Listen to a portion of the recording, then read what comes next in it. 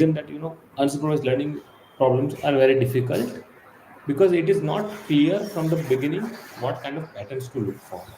And even if we know what kind of patterns to look for, it is very difficult to steer models towards identifying those patterns. Why unsupervised learning is important, right? One of the core reasons is that in general we have large data available which is unreal, and if we do it properly, this data can be very good source of very meaningful insights that can be leveraged by business teams or any other teams, right? So that is why unsupervised learning is a very core important area of research. Further, there are some problems which are inherently unsupervised in nature. For example, consider the problem of improving the resolution of an image. So in this problem, you are given a low resolution image, and you want to obtain a high resolution image for that, right? Now, if you think about it, there is no one single answer for this problem, right? I mean, there is no one single high resolution image which is appropriate for the input image, right? So this, I mean, inherently it is unsupervised in nature, in the sense that you don't have label for the data, right? And the job of the model here is to take low resolution image as an input and generate appropriate high resolution image. While during training, it has not seen any high resolution image. That's the thing, right? Um, Further, I mean, there are some problems which are efficient or efficiently tackled when they are modeled as an unsupervised learning problem as opposed to supervised learning problem. So consider an example of anomaly detection, where the uh, job is to identify whether a particular data point is anomalous or not, right? Now if you want to build a supervised learning model, that typically you will require data points which has the input is x and output is basically whether it is a normal data point or anomalous data point, right? Now this problem is difficult when it is modeled as supervised learning problem, primarily because of two reasons. One, that anomalous data points occur in very rarely, right? And second, there is no standard. The anomalous behavior or the normal behavior keeps on changing over the time, and that is where supervised learning approaches become very difficult for this Traditional reason. unit. However, when you model this unsupervised learning problem, Traditional unit. typical approach is what they do is that they model the Traditional density of the unit. normal data points, okay, or of the normal Yes. behavior. An anomalous data point can be detected uh, as the as a data point which falls in the low density region. And Sibling. see now, for this, in unsupervised learning approach, you only need the data point which have normal behavior, and using them you can model the density Hello. of the normal behavior, They are which accept. can then be used for identifying the anomalous data point. Start చదువుకుందామని So పోవాలి. you don't really need a label data, right? And a problem becomes much simpler and much elegant. Yeah. So there are typically four types of unsupervised learning problems that we are going to cover in this talk. So, namely, they are dimensional reduction, clustering, generative modeling, and representation learning.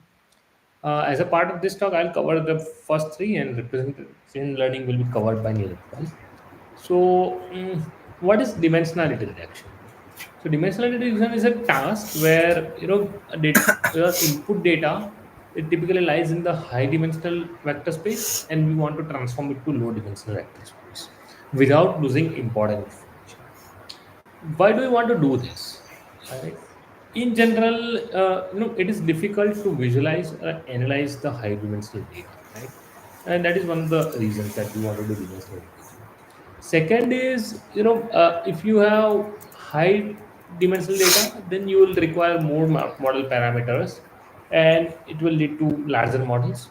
While if you have low dimensional data, then you will typically require simpler or simpler models or the models with the low parameters, right? And which is also very important, right? And third, which is sort of application, but sometimes you want to compress the input, right? I mean, if you want, say, if you're an image, you want to compress and then send it, right? So when you have uh, mm, low bandwidth, right? So that is where I mean, dimensional reduction becomes important and plays a role. Next is clustering.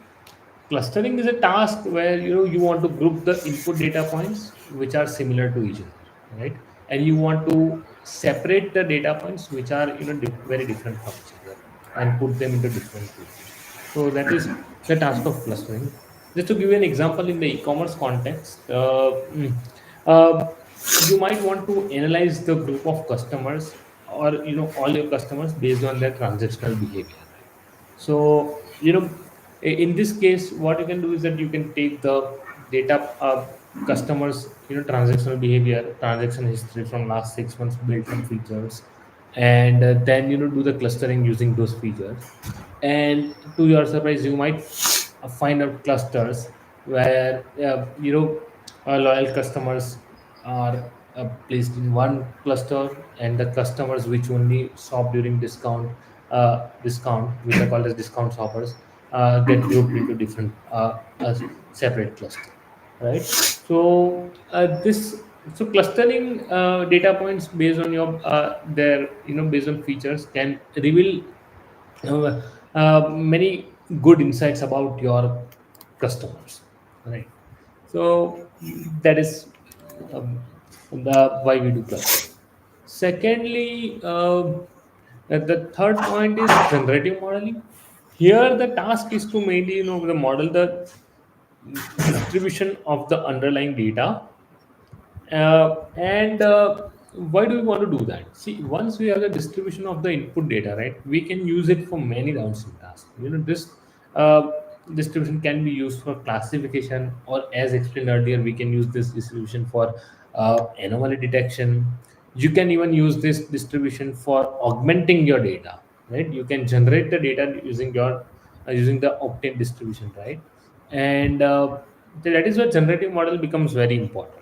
I mean, if you want to do data augmentation, if you want to do anomaly detection, and many more things, right? The fourth is representation learning. The task is mainly, about obtaining the compact or low dimensional representation of your data points. This is specifically very important where your input data is not numeric, right?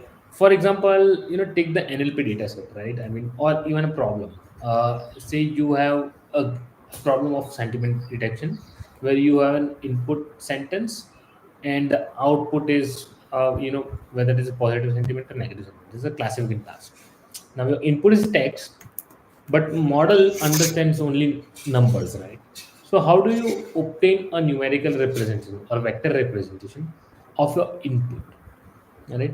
That is where representation learning comes into picture, which tries to obtain the representation of the input, which is best suitable for your task, for a downstream task, right? uh,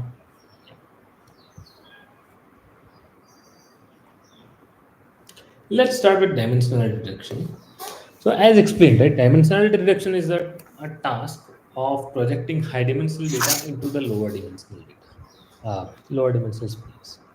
Why it is important, as explained, it is tough to visualize or analyze the high dimensional data, right? So whereas lower dimensional data is more favorable for visualization. Also, if you have lower dimensional data, you will end up building smaller models at least, right? And these are further, it is also useful in compression, right? So that is where dimensional reduction is important. Some of the popular techniques for dimensional reductions are PCA, t-SNE, matrix factorization, etc. Yeah.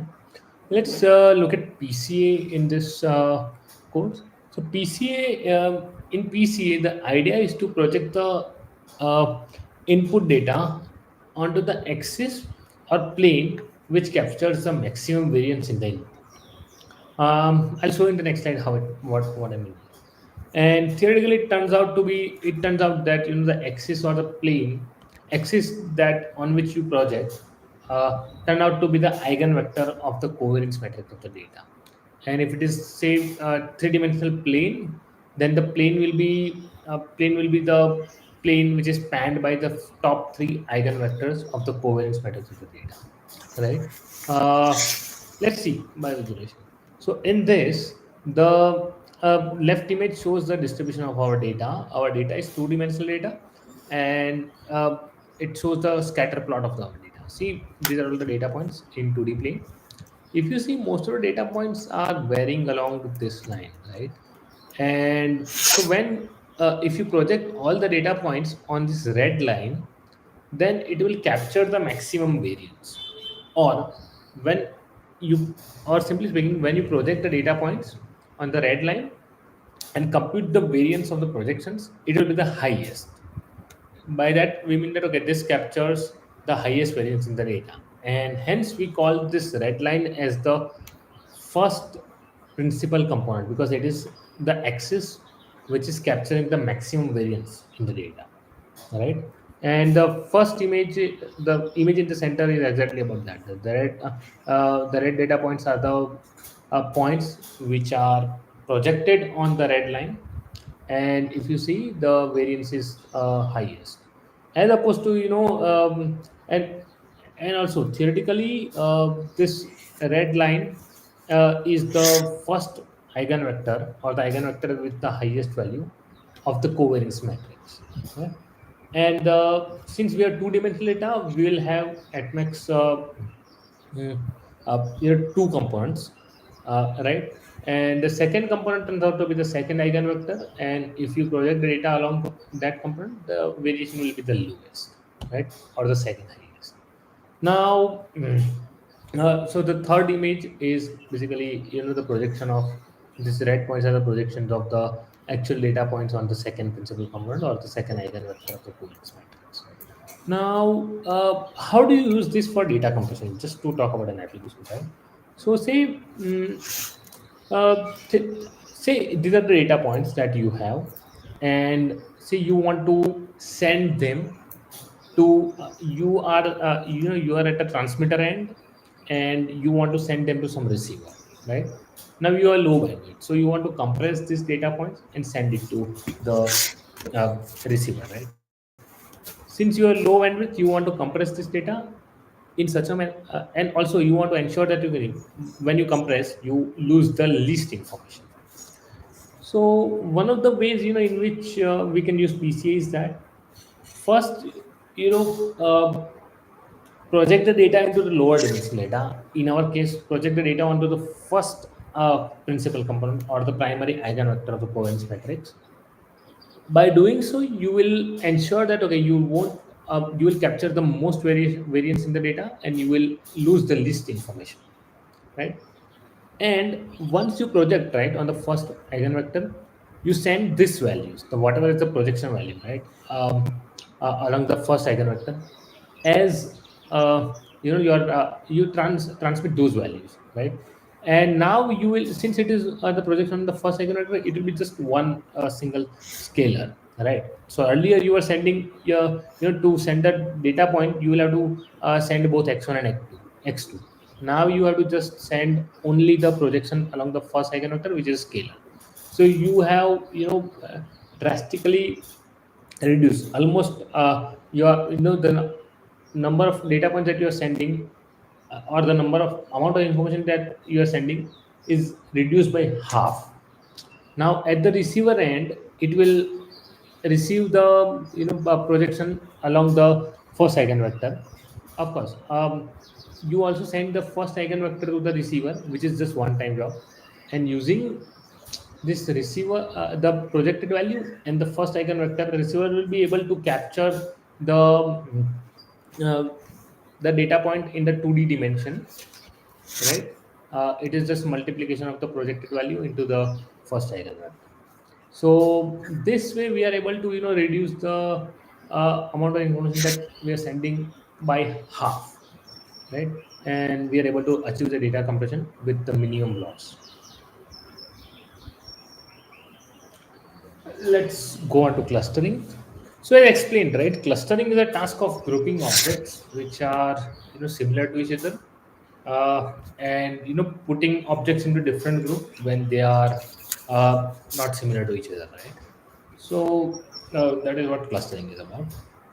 When it comes to techniques, there are many different type of techniques for clustering. So this one of the oldest or simplest is centered based clustering, where each cluster is represented by a mean of the data points that belong to that cluster, right? And that is the cluster identity, that mean vector. As as opposed that connectivity based clustering is the method which tries to uh, put uh, put objects into single group when they are connected by each other, right? So say if A is connected to B and B is connected to C, then ABC, the method will try to put ABC into one group, right? And that is the connectivity based method.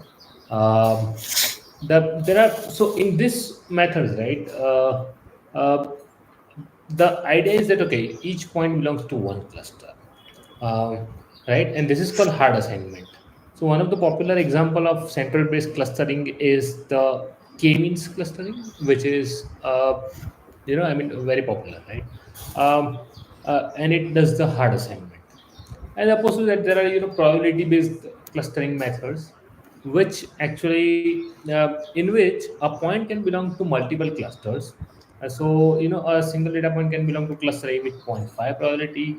It can belong to cluster B with zero point 0.3 probability, and so on. Right.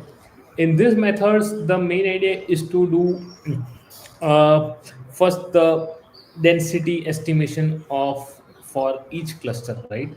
And then for each data point, the probability of it belonging to each cluster is calculated, is obtained, right?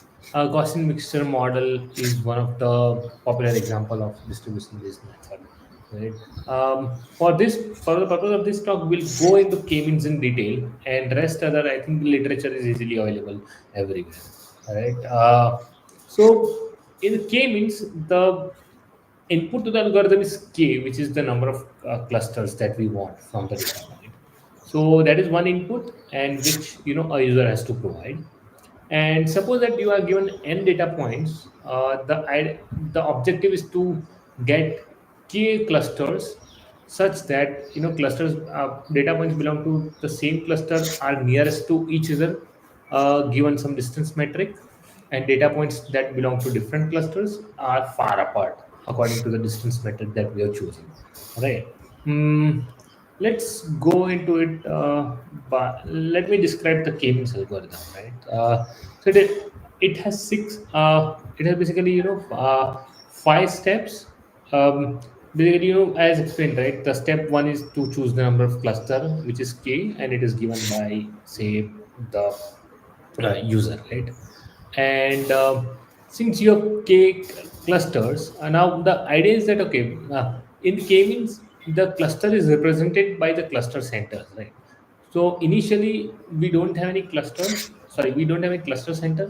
So we initialize them randomly. So say if your data is 10 dimensional and k is 5, then in that case you randomly obtain the 10 dimensional vectors, the 5 10 dimensional vectors, you randomly initialize them, right? And that will be your five cluster centers. You did the cluster center. The third step is about assigning the data point to each cluster. So the data point assignment happens this way, that for each data point you compute its distance with uh, hmm, with all the k cluster centers, and whichever cluster center is the closest in terms of distance, you assign that cluster number as the cluster label as the label for that particular data point, right? And this you do for all the in data points in your data set, right? Now once you have the so at the end of step 3, you will have the cluster label for each data point. So now once you have the data points for a cluster, you can update the cluster center, since initially it was randomly initialized, right? So now you can actually come up with a better cluster center. One of the way to do it is by taking the mean of the all the data points that belong to that cluster. and that can be your new cluster center, right? You repeat for all the click clusters, and that is the step 4 where you are updating the cluster center. uh, since this is an iterative process, you can repeat step 3 and 4 until you see some conversions. Now the convergence is basically that, if after step 4, you're seeing that, okay, your cluster centers are not changing much, or after step 3, if you're seeing that, okay, your cluster assignment, say 95% of the data points are remaining in the same cluster as the previous step, then you stop the algorithm, right? And that is the basically, actually it should have been step 5. Yeah, so that's when you stop the algorithm, right? So there's an iterative process where you keep on repeating steps in 4 until the convergence. Let's look at it by a visual example. So see, you are given a data set, all the data points are in the green initially, and you want to say cluster them into two groups, right? So in our case, key is 2, right? And the data point dimension is also 2, right? So how do we do it? So initially the step 1 is done, right? That we have chosen the key as 2. Now the next step is to choose the cluster centers or initialize the cluster centers. So in this case, we randomly pick up two data points from this 2D plane and set them as cluster center. So here, say blue and red are the cluster centers, which are randomly initialized. Now let's move on to step 3, where which is the cluster assignment step. So for this step, we are going to pick up all the data points one by one, compute their distance with both blue and red center, and whichever is the closest will assign that label. So say for particular this data point, the blue data point is closer, right? So we are going to assign that, okay, this data point belongs to blue cluster, whereas this data point belongs to the red cluster because its distance with red center is lower as compared to the blue cluster. So let's see the next step, right? So after once we do it for all the data points in our data set, we for each of the data point. Right. Now, step 3 done for the first time, right? The cluster. Here, if you see, the initially randomly chosen cluster center is not a very good representative of your cluster. So, see this blue cluster, the center is here, and all your points that belong to that blue cluster, right, are here. So we can actually update the cluster representative, right? Or we can, so one way to do it is by taking the mean of all the data points that belong to that cluster. So here what we can do is that we can take mean of all the blue data points, and that we can treat as a new cluster center for the blue cluster. Similarly, we can do for red, and this is the cluster update step performed for the first time. And now you see this blue cluster center is much better representative of the blue cluster as compared to the earlier blue center, right? Similarly for red cluster. Now other thing, see now, if you notice, some of the data points on the red cluster are closer to the blue versus and some of the data points in blue cluster are closer to the red cluster, red center, right? So what we can do is that we can go back to step 3 and do the cluster assignment again. So now what we'll do that we'll take up all the data points, compute their cluster, compute their distance with both blue and red center again, and update the membership, right? So after that cluster assignment step for the second time, this is how it looks like. That, okay, now these points now belong to the blue cluster because they are closer to the blue center. See, earlier they were belonging to red cluster, now they belong to the blue cluster because they are more closer with the updated blue center, right? Now, so this is the cluster assignment result of the cluster assignment step for the second time. See, now again, if you see the center, the current center or current representative of the blue cluster is not a very good representative, right? So we can again update the cluster center by updating the cluster by resorting to step 4 for the second time.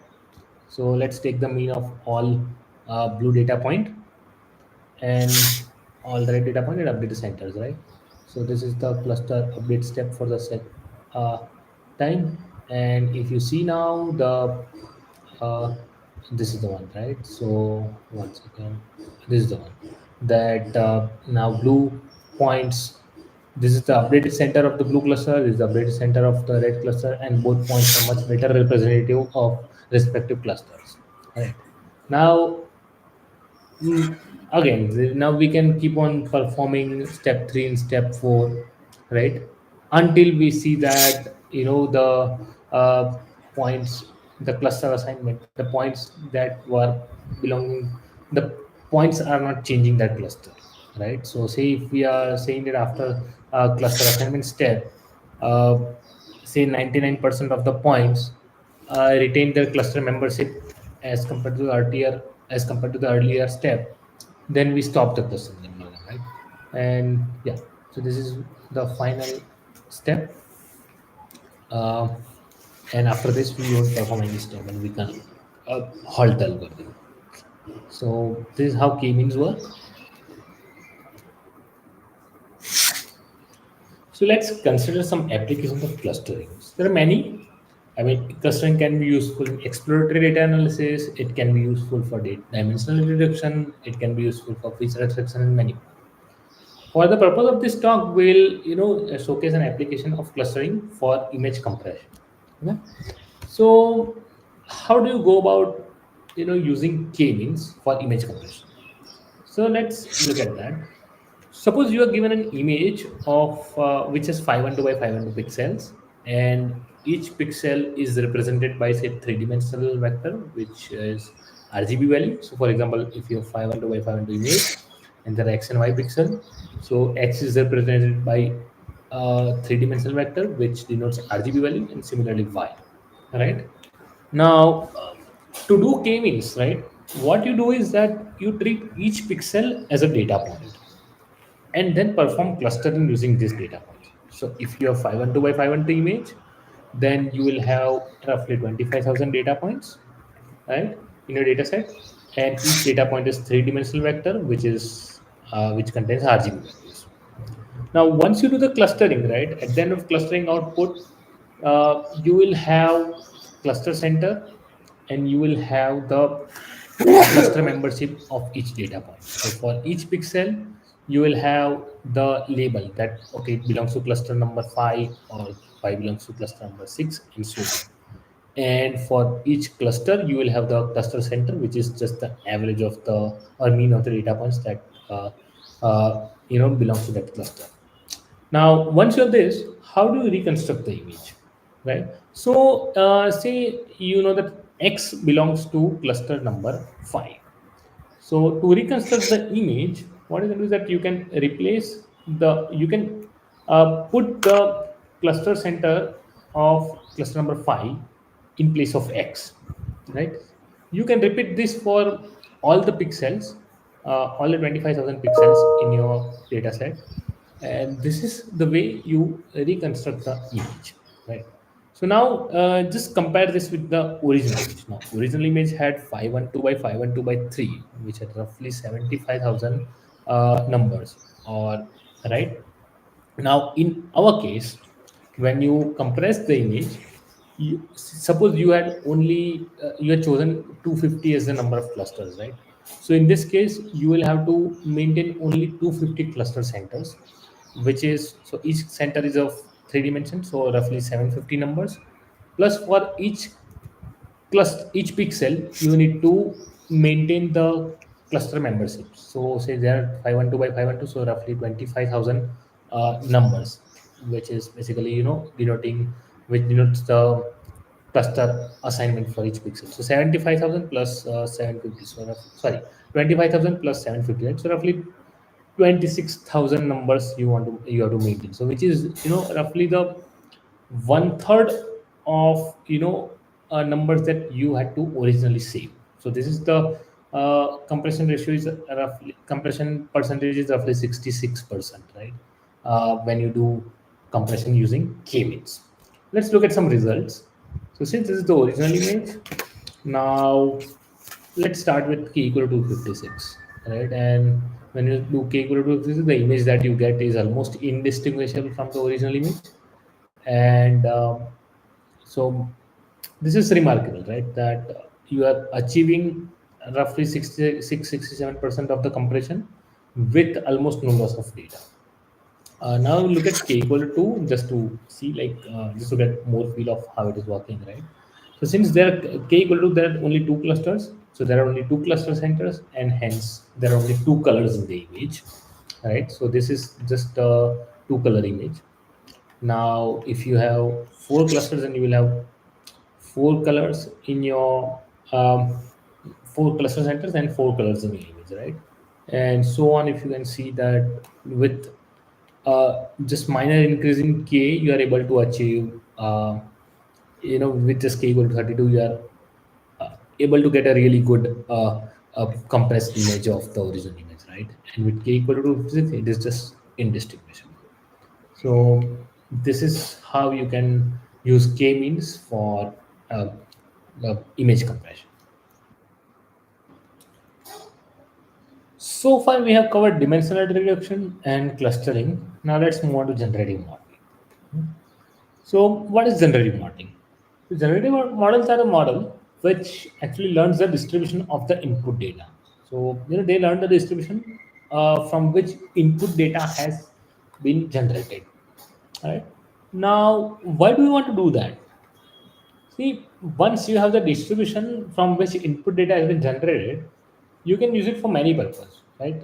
You can actually create new samples using that distribution, right? And that can be helpful for your data augmentation when you have, less data set, I mean, less number of data points. We can use it for classification as well. Naive is one example. We can do it for regression.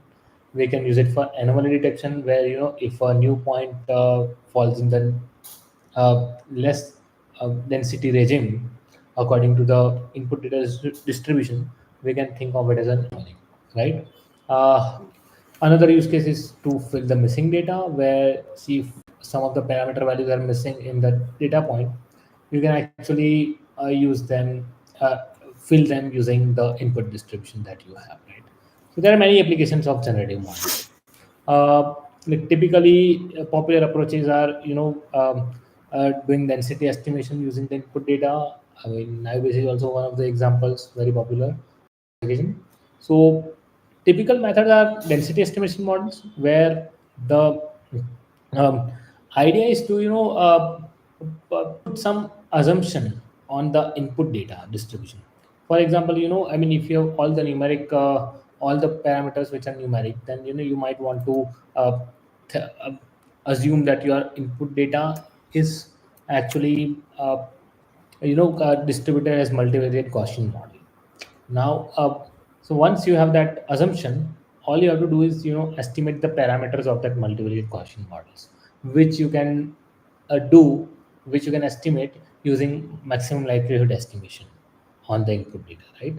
And so while these models are simple and efficient, one of the drawbacks is that, you have to assume the input data distribution on the input data, right? And that is where the problem is, that if the assumption goes wrong, then the model will not be able to, perform well in the downstream task.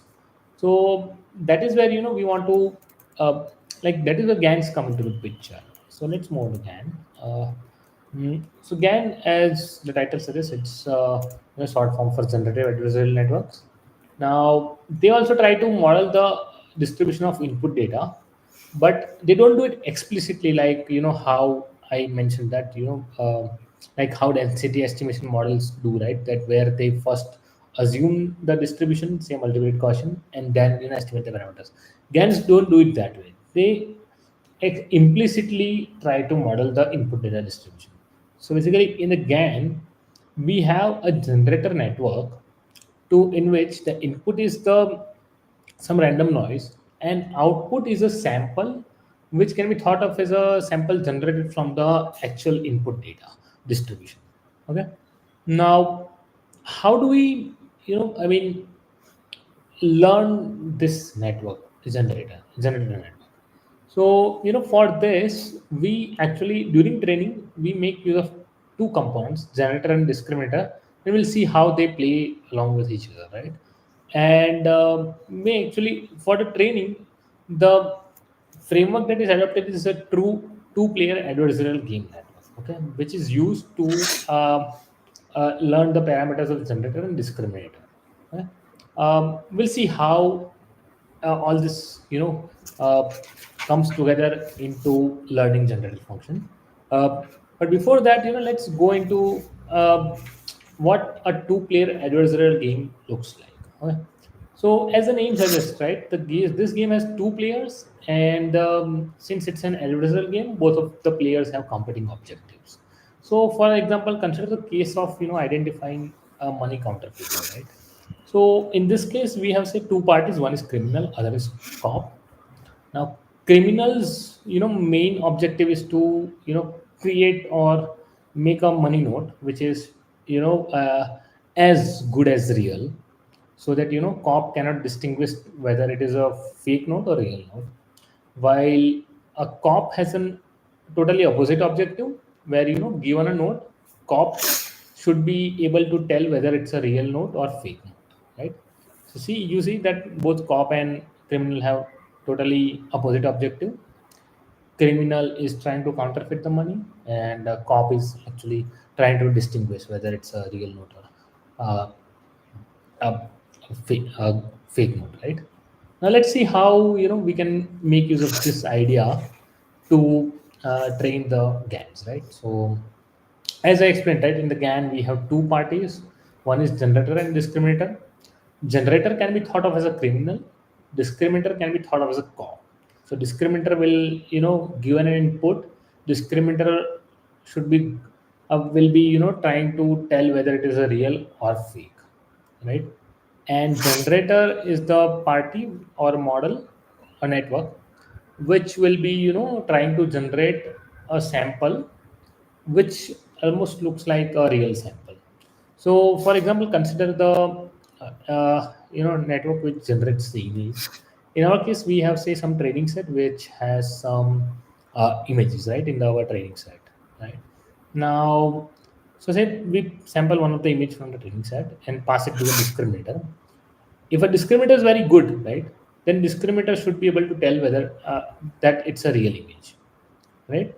And now let's say we have a generator network to which the input is some random noise, and it will say output will be some image from the generator.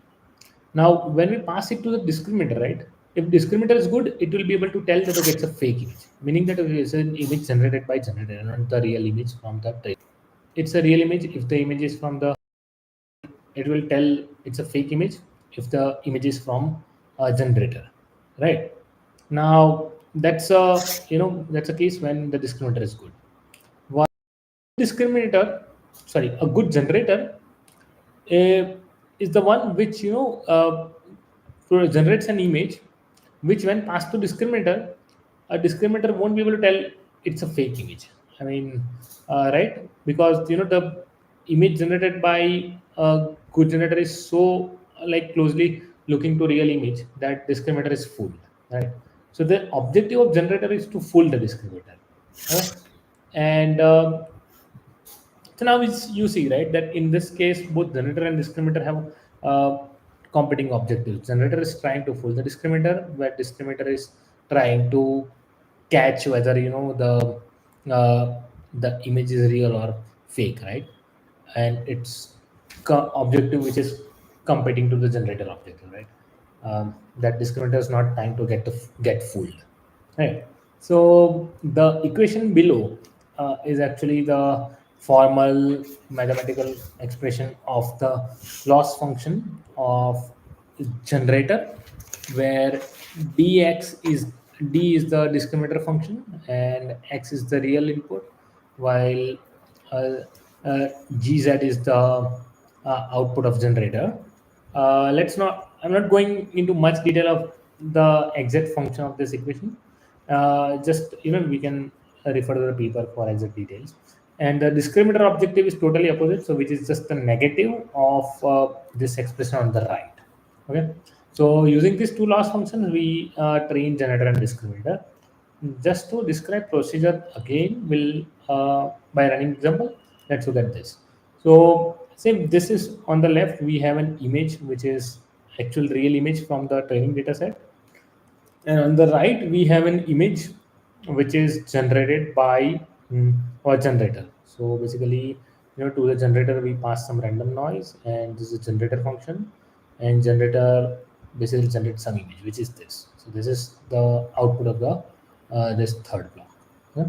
Now see, then we pass image uh, to the discriminator function. Now say if we pass the real image to the discriminator function, the good discriminator should uh, produce output near 1, meaning it should tell that okay, it's a real image. Now when we pass this image generated from uh, disc- the generator to the discriminator, the good discriminator should try to make this output near 0, because it's an image generated from the uh, generator, right? While a generator's objective is to generate an image in such a way that the discriminator output is very close to 1. So a good generator would try to generate gz in such a way that the gz is near to 1, right? And this is an intuitive idea under which the learning is happening for both generator and discriminator. Now this we can keep on going until we have good enough generator. Now when we say that it's a good enough generator, it's if it's a good generator, then it will be able to fool the discriminator very well. So in that case, discriminator in most of the cases, whether it's a real image or fake image, discriminator will produce the output somewhere near 0.05, because it's not able to tell whether it's a real image or fake image. So if that happens consistently, then it means that okay, we have been able to produce a good generator, and that's when we'll stop the training. Okay. Now, whatever I have mentioned, right?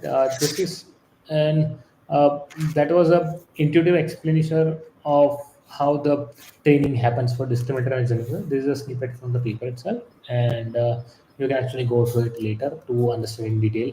But the crux remains same, that um, the intuitive explanation I explained is about how the training happens for both discriminator and generator.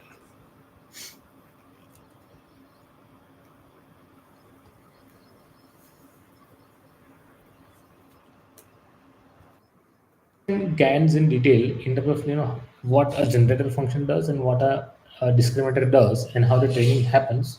Let's go through the entire process by a running example. So say we have an input data which is two-dimensional data. We have around 1,000 points. We have two dimensions x and y. On the x is a uniformly distributed between -50 to 50, and y is simply just a square of x. So our one data point is a tuple of x comma y, where y is just x square and x is uniformly distributed between -50 to 50, and we have around 1,000 data points in our data set. Now we want to learn a generator function which can produce a data point along this parabolic manifold, right? That is the job that we want generator to perform. So how we do it? So see, now our training set is basically 1,000 data points, which has two dimension, and we'll also try to generate say 1,000 data points using generator function. Input to the generator function will be some random noise, and the output will be some a two-dimensional data point, and we'll generate 1,000 data points. And then we'll use a discriminator function. We'll pass is a real data point from this input data, or the data point which is generated by generator, and ask discriminator to discriminate whether it's a real point or it is a point generated by the um, generator, right? And say if we do it for do this one entire iteration for 1,000 times, right?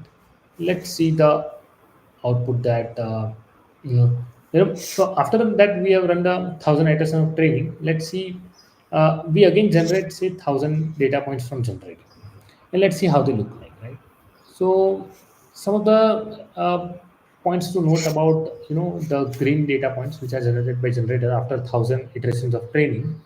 You see that generator uh, the generated data points are far off. The distribution of them is far off from the real data. Basically, if you see x is distributed from -100 to 100, while y's range is from 500 to 1000, as opposed to real data where x is between -50 to 50 and y is between 0 to 2500, right? So this is where how and even the relationship between x and y of generated data point is not parabolic, right? So I mean generator distribution. So generator is not able to generate data point from the distribution which input data follows, right? But let's train it for 1,000 more iterations and see what happens. So now after 1,000 iterations, we again generate 1,000 data points and then see. Now at least looks like output is little better than 1,000 iterations, right? That now x and y of generator of the green points is pretty much in the range of real data, right? And however, the relationship between x and y is not exactly relationship between x and y in the generated data is not very similar to the relationship between x and y of the real data, right? Let's train for more points.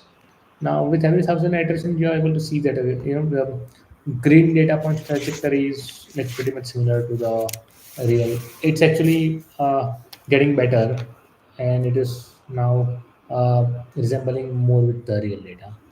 We can keep on doing for more and more iterations, and if you see after 9,000 iterations, the generated data by generator are pretty much in the uh, uh, pretty much very similarly, they look very similar to the real data, right? And so generator has been now good, and if you pass green point to the discriminator, it won't be able to identify whether it is a real data or a fake data, right? So uh, that's a power that generator has been able to now um, uh, produce the data points from the distribution of the input data, right? So mm, this is this brings me to the end of my talk. Just last few points. There have been many variants of GANs that have been developed now. I mean, one of the popular is conditional GANs. So the stark difference between this conditional GAN and the vanilla GAN is that in the vanilla GAN we in the generator we just use random noise as an input, right? While in this case, we basically condition both discriminator and generator on additional info which is provided by Y. Okay. Now, say suppose you want to generate an image of dog, right? So in that case, you might uh, along with the random noise as an input to generator, you might add certain features related to dog um, as an input to the generator network, and similarly you can use the same feature for the discriminator network as well.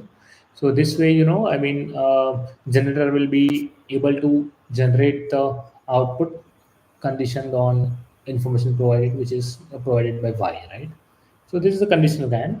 There are many other variants of GANs like info GANs and so on and so forth, which you can go through in detail later. But whole concept remains same, that you have generator and discriminator network, and they basically try to compare with each other. Right? Now, let's look at some applications, right? Uh, See, there are many applications of GANs. Some of them I think you might also be aware of. Say, see, I mean, initially in the talk, right, I've explained about improving the resolution of an image. So you might have on the left you have a low resolution image. In the right you have a high resolution image, right? So you can input a low resolution image to the GAN generator network, and it gives you high resolution image. This could be one of the very good use case for GANs, right? Some of the other examples are graph-based examples where I mean, you have an image and you have some blobs in between. Now you want to reconstruct those part of the image. Now GAN can be used for this.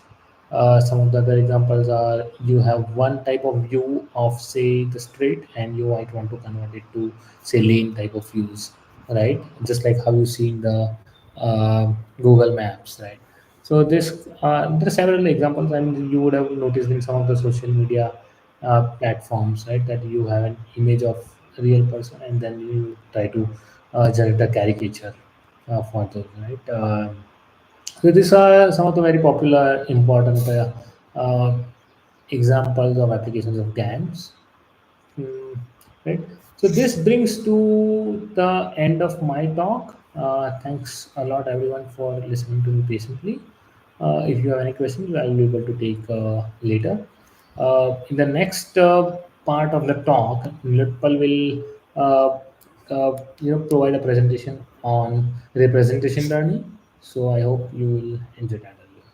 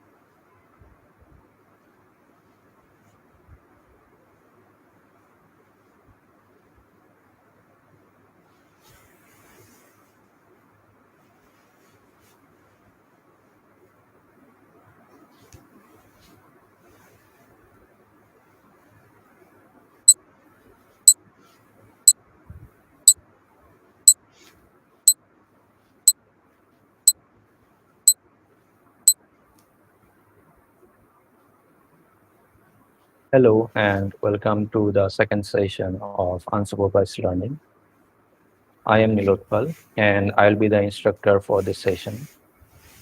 I am an applied scientist at the Retail Business Services team here at Amazon. In this session, we'll mainly look at representation learning.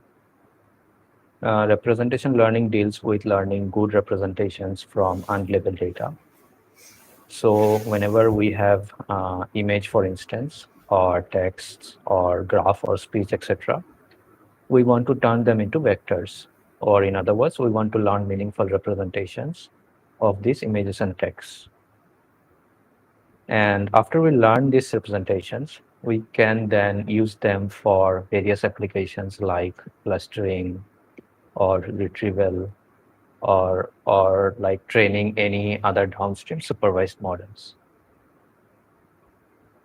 Now, many of these useful representation learning methods are in fact unsupervised in nature, or they are self-supervised, which is also considered as a subtype of unsupervised learning. And so it means uh, that unsupervised representation learning doesn't use any explicit supervision like human level data. Rather, these meanings are learned by exploring the intrinsic distribution or structure of the data set. Like, for example, distribution of words in documents. And talking about its usefulness, most of our data are unlabeled, like most of the images in the internet. And also in some cases, like in medical domain, labeled data is very hard to find, but there is a lot of unlabeled raw data. So unsupervised representation learning is a powerful way to leverage this enormous amount of unlabeled data that we have available. And so we'll look at representation learning techniques for different domains, text, graphs, and images. In case of text, we'll look at the word and language representation learnings from raw text data, like word-to-vec and BERT models. In case of graphs, we'll look at some of the techniques to encode the graph structures, such as deep work and node-to-vec, which learns powerful node representations. And for image, we look at powerful techniques which are using self-supervised contrastive learning methods for feature extraction. So first, what we want to mainly look at it in this section is how to represent the meaning of the words. So let's have some understanding of the words representations in general. And this is important because a lot of languages are bound up in words and their meanings. And as humans, we are able to understand what a word means, but computer cannot understand words, and they can only understand numbers. So we need to be able to provide good representations of words in terms of numbers. And so what this is all about.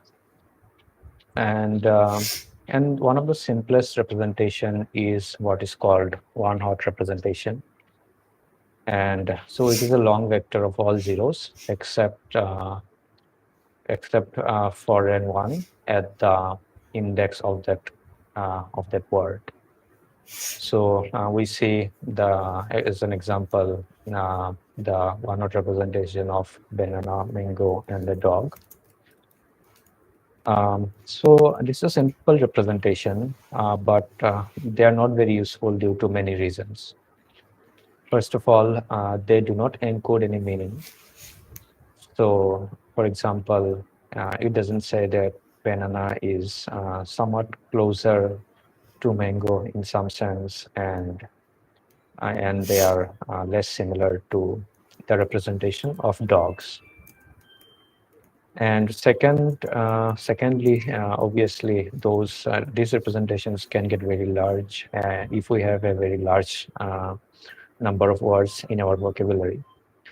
And in some cases, there could be up to 1 million words uh, that could be present in our vocabulary. And so it will require a lot of computation if we use such a large sized vector. And the third challenge is that it is difficult to introduce new words, or it cannot handle new words. Um, yeah, basically it cannot represent new words which are unknown.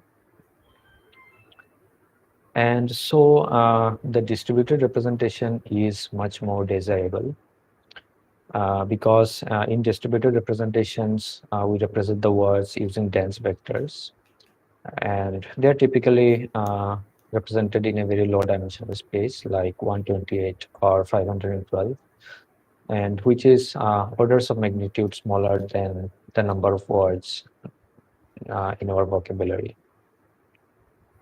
And it is called distributed because the meaning of the words is itself is distributed within the dimensions of the vectors. And so here, as an example, maybe some of these dimensions will capture the similarity between banana and mango, like their color or the fact that they're fruits.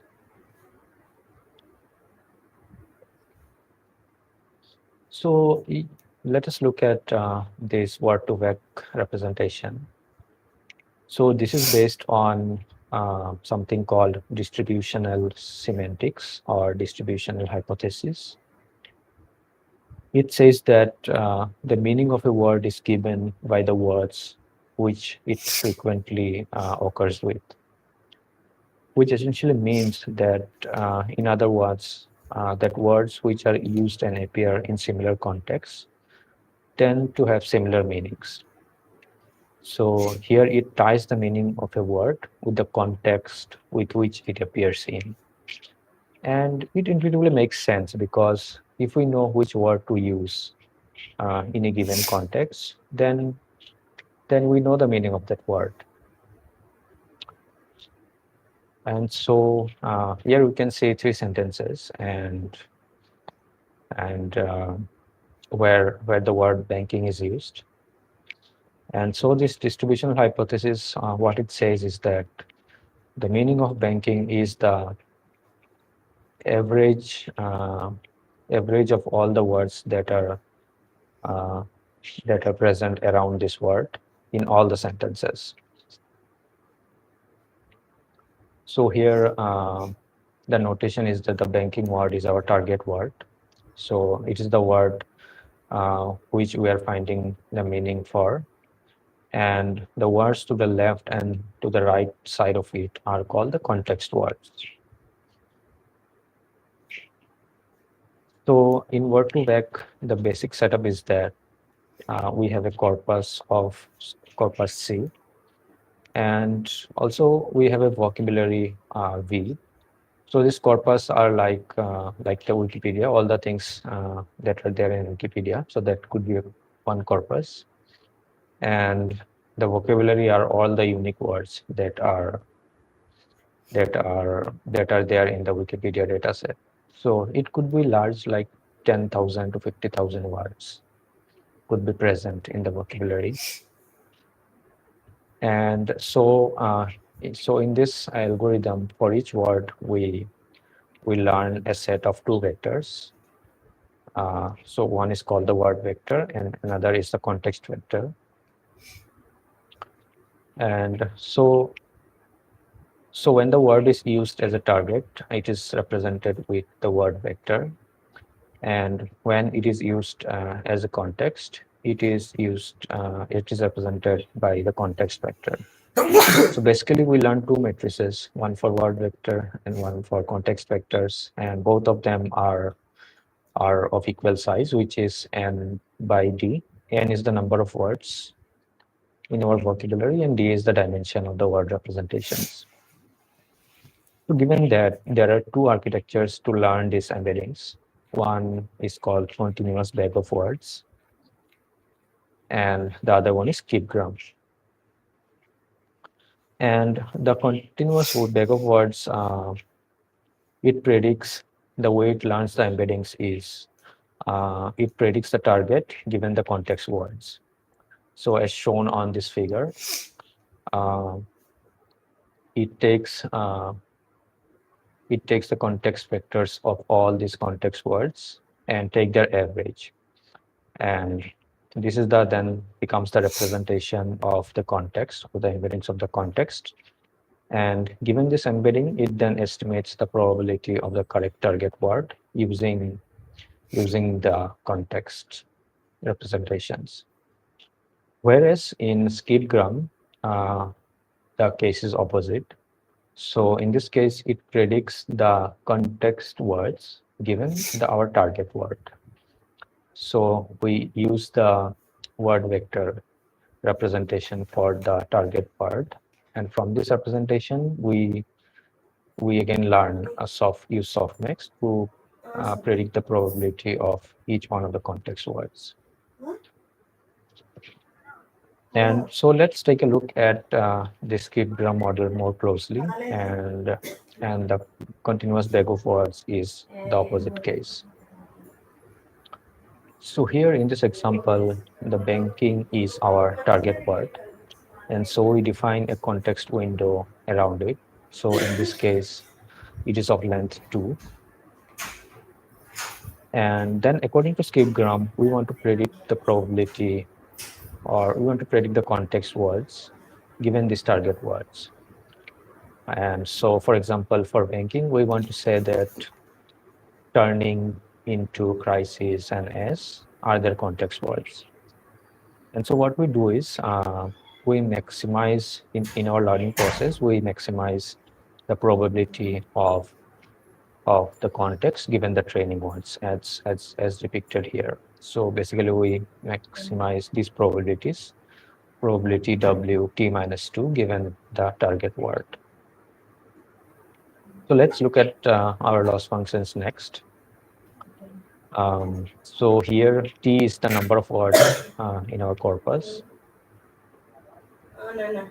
And so what we do is we take each word in our corpus as target and define a context window of length m around it.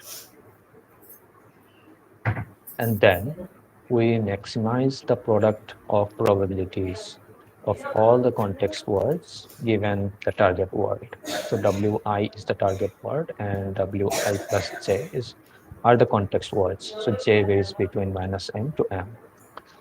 And this is optimized with respect to theta. And so these theta are basically the two-word matrices that we talked about.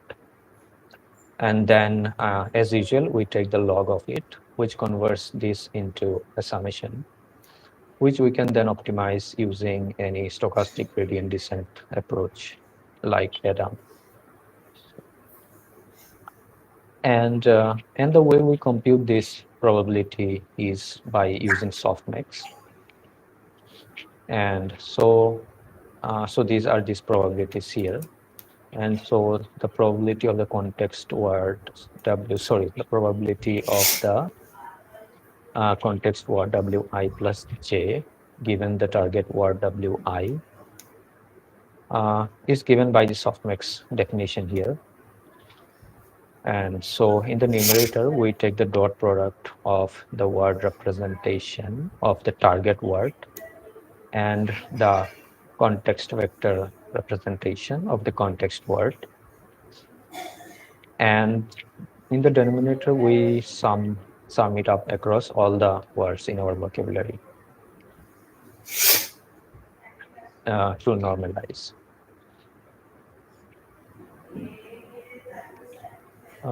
So using this optimization, we learn these context vectors, and this is the visualization of the vectors in the 2D space. So we can do this visualization using like algorithms like t-SNE or PCA, or you can use any projection which preserve the distances from the higher dimension to the lower dimensional space. And then if you observe closely here, we can notice some meaningful structures in this plot. So on the top here, we can see that all the names of peoples are clustered together. On the right hand side here, we see like all the subjects like statistics, chemistry, mathematics, biology, everything, all the subject names are grouped here. And also like Samsung and Nokia. So these are like brand names. Again, these are clustered together. And the words which are like completely unrelated are further apart from each other. So like educators and Nokia, like they do not have any correlations as such. So they are further away from each other. And one more property is that this embeddings also captures nice, meaningful uh, pro properties in their dimensions. So, so let's say if we subtract men from women, so this difference turns out that this difference is almost the same as the difference between king and queen. So it means that this difference, so this certain dimension, which is the difference, captures the gender, the meaning of gender. And similarly, we can have the relation between different verb forms like walking, walked, swimming, swam, and also similar relationship between the countries and their capitals. So it is able to do such kind of analogical reasoning using this simple vector arithmetics. Okay, so till now the training approach which we discussed. So if we implement this approach and run this on our computer, it turns out that it runs painfully slow. And the reason is because due to the softmax which we are computing here. So remember, like a couple of slides back, we discussed our objective function where we use this softmax to compute the probability of our context word given our target word.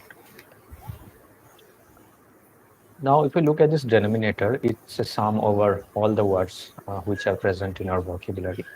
So this is why it takes a lot of time, a lot of computation. And we compute the softmax many times for each target word and for each context words which are present for the target word. So this is the main bottleneck here. And so to speed up the Ah, training, there is a technique called noise contrastive estimation, which provides a way to approximate the above probability ఏముంది under some conditions సేమియా ఉందా by using logistic చెప్పు regression to differentiate our data term from the noise term. But our primary task is not to compute this exact probability, but rather it is to learn good, meaningful embeddings. So with this assumption, we simplify the conditions of NC and we define a new objective. So this is called negative sampling, where we replace this our above objective function or the objective function which we discussed a couple of slides back here. So we replace this objective function with this new one over here. So so the previous one was a multinomial classification task. And instead of that, we replace that with binary classification task, where basically we predict if two words are occurring in context of each other or not. And and so these are like it consists of logistic regression components. So we take the dot product of between the target and the context word vectors, and we pass it through a sigmoid function. And if for a given target word, the uh, whenever we have the actual context word, we want to predict the output as one. So this is called a positive sample because we are using the actual context word here given the target word. But then we also need to give a negative example. So for a given target, we just randomly sample some other word from our vocabulary as a negative example. And we want to predict, for a negative example, we want to predict the output as 0. So that's why we add a minus sign here. And the way we choose this um, negative word is basically randomly. So we create an unigram distribution. And so the unigram distribution is just the count of all the words, the individual count of words in our corpus, and then we normalize it to get a word distribution. So this is what the unigram distribution is. And then we downweight the more frequent words, uh, like which are less informative, like if, the, etc. And the way we downweight it is that we raise it by a factor, and the exact number that was used in the paper was 3/4, which was found empirically to be working pretty well. So next we discuss some of the advanced topics.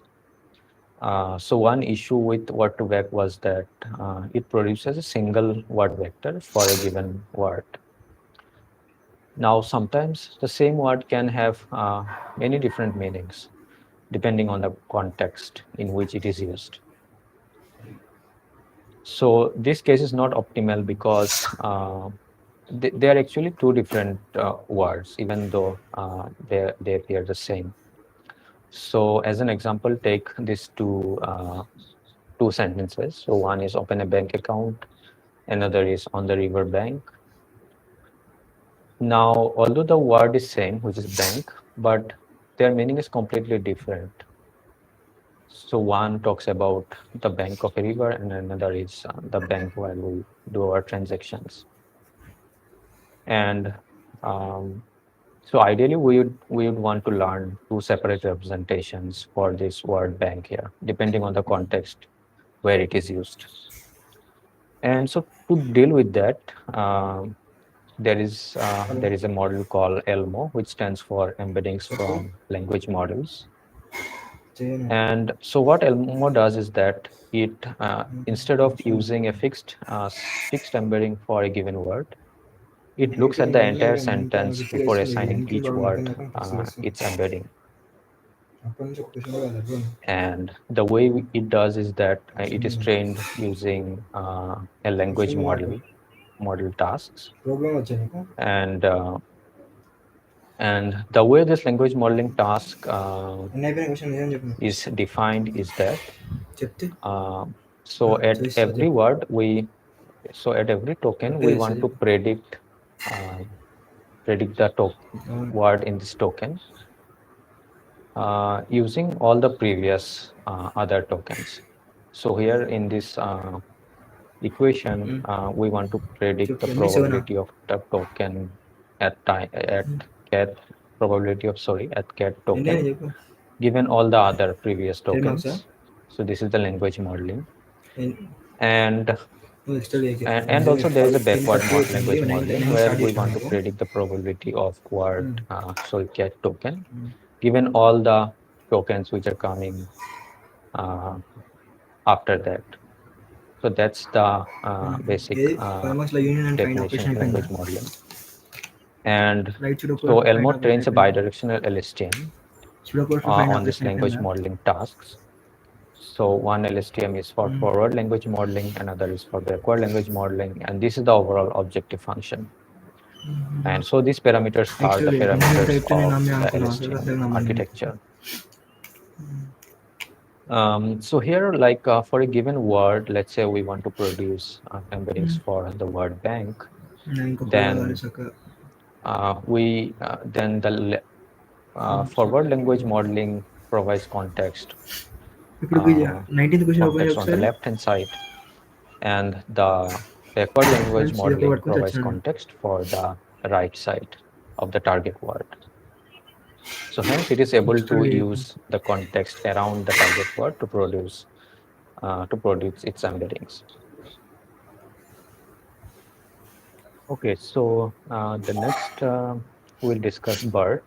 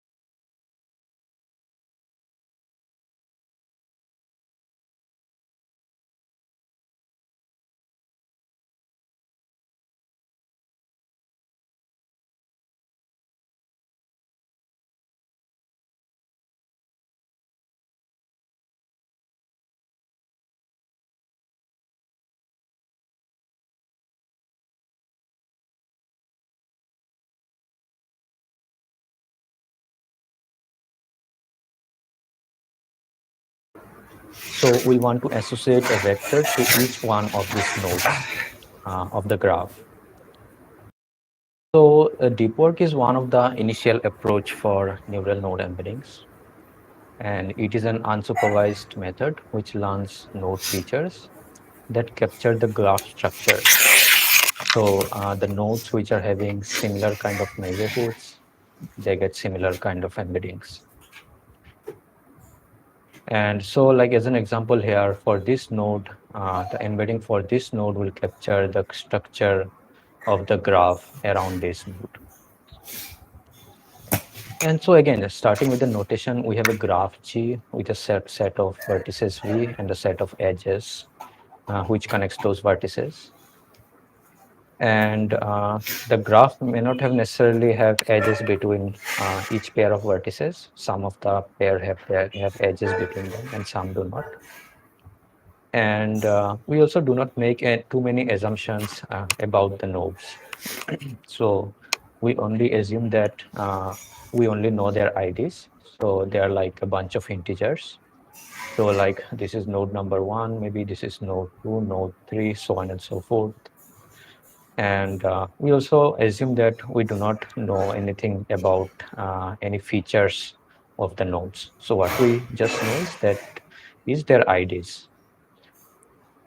And so our objective is that we want to encode the network structure or the way that the nodes are connected to each other in a vector. So similar to what we did for text, we want to learn a matrix of size V times D, where V is the number of nodes that represent in our graph, and D is the dimension of the node representations. And so, yeah, this looks quite similar to what we've seen in text. And so if we can, in some way, turn this graph into a sequence, then we'll be able to borrow ideas from the NLP domain. And so this random walk is one such idea to do that. So what we do here is that we start with a node and then we randomly walk or we jump to other nodes based on the edges. So let's say we start with a node here, Vi, then from Vi we randomly go to any one of the other connected nodes. From there we go to some other nodes like that. And then it creates a sequence of nodes. So let's say Vi is node with an ID of 3. So from 3 we move to 1, then 5, back to 1 again, and then 7. And so what we get is a sequence, or rather a stochastic process of random variables. And then from this sequence, we know what to do. So this sequence can be thought of as a kind of short sentences or phrases in some spatial language. And so we can do, or we can apply language modeling to learn those node representations. And so then with this direct analogy, we can estimate the likelihood of observing a vertex Vi given all the previous vertices visited so far in the random walk. So this is how we formulate this as a language modeling problem. And our task is to learn a mapping from for each node to a vector representation. So this is a matrix which we talked about earlier. And the problem then reduces to estimating this likelihood. So we just substitute all the nodes with their node representations. So we want to predict the probability of node Vi given all the representations of all the previous nodes in the random walk. But the thing is that this problem or optimizing this probability is unfeasible, because as the length grows, it becomes exponentially hard to compute this probability. So instead, we can again take idea from skipgram and And what we basically do is that we reverse the task. So here we want to pick the context given the current node vi. So here the context are all the nodes which were previously visited in the random walk, and also that are visited after these nodes. So to take an example for this sequence, maybe for the node 5 can be the vi here, and we want to predict the nodes that have been previously visited and the nodes which will be visited in future. So this is basically the same task as we used in case of word to vec.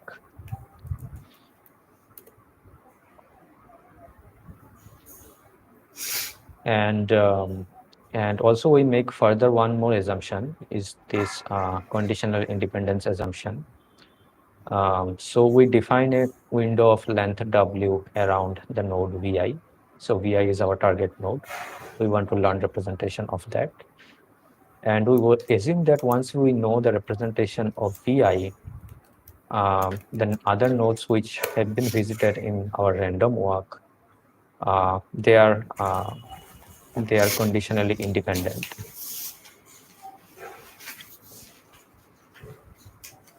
So, by solving this optimization problem, we capture the shared similarities in local graph structure between the vertices. So, vertices which have like similar neighborhoods will acquire similar representations, and it thus allows like generalization on further downstream machine learning tasks. Like if we use the learned representations in some other downstream machine learning tasks. Now, one more problem is that, so we have seen that earlier, is that if the number of nodes become very large, calculating this probability becomes very computationally intensive. So in case of text, we've seen that negative sampling was used to tackle this problem. But here in this case, instead we learn a hierarchical tree structure. So this tree structure can be learned by using techniques such as Huffman coding. So here all the leaves represent the nodes of the graph. And so the way we make predictions or calculate the probability of visiting a node is that we take the product of probabilities of going left and right. So if we want to predict the probability of node V3 here in this term, then it's a bunch of binary classification probabilities where the probability of V3 is going left, then right, and again left from the root node here. Okay, so let us now look at the complete algorithm. So the input to the algorithm is our graph structure. So it takes our graph, all the vertices and edges. We define a window size W and the encoding embedding dimension T. And so this parameter is similar to the number of epochs. And we also define our walk length T. And so first we initialize our embedding matrix here. And then we build a binary tree using the set of vertices in our graph. And then for this gamma number of epochs, we first shuffle all the vertices. And then for each vertices in this shuffled list, we generate a random walk, basically a list of nodes. And then we apply skipgram to optimize or to learn these embeddings. So just to reiterate, in the skipgram, we maximize the probability of the nodes that we visited in our random walk given the center node in our random walk. Hello. So that's how the deep work algorithm is ఇప్పుడు లేచినాను trained. నాకు please ఇప్పుడు లేచిన అనకరా బాబు అయిపోయినా అని చెప్పి ఇంకా And then next we describe this node to vec architecture. చెప్పి అనుకున్నా అని